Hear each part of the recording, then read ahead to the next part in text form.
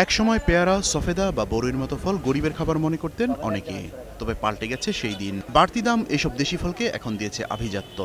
এটা বেচতেছে 150 টাকা, এটা নিচে 130-40, এটা বেচতেছে 180। পেয়ারা 150 টাকা বেশি, বেল বেশি 80 টাকা, 100 টাকা, 150 টাকা। এটা 850 গ্রাম ওজন আছে, দাম হচ্ছে 160 থেকে 150 টাকা। ভারত, দক্ষিণ আফ্রিকা বা অস্ট্রেলিয়া থেকে আসা আপেল, কমলা বা আঙ্গুরের দাম সেই তুলনায় কমই বলতে হবে। বড় কমলা 200 থেকে 180, আঙ্গুর 200 টাকা। অনেক দাম, 160, 180।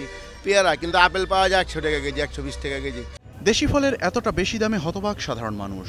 দেশি ফল, পেয়ারা বলেন, বড়ই বলেন, তারপর সবেদা ফল বলেন, প্রত্যেকটা জিনিসের দাম বেশি। দাম তো নাগালের বাইরে আছে, কারণ বড় 160 টাকা কেজি। এদিকে চাল, চিনি, ভোজ্য তেলের দাম আগের মতো থাকলেও রসুন ও মসুর ডালের কেজি এখন বেড়ে দাঁড়িয়েছে 140 টাকায়। রসুনের দাম বাড়ছে, পার কেজিতে 10 টাকা বাড়ছে, আর মসুরের ডাল বাড়ছে। শীতের সবজির বাড়তি সরবরাহের পরও এখনো 50 থেকে 60 টাকা কেজিতে বিক্রি হচ্ছে টমেটো, বেগুন। মাছ মাংসের দামও আছে আগের মতোই। মেহেদী হাসান, 21 টেলিভিশন, ঢাকা।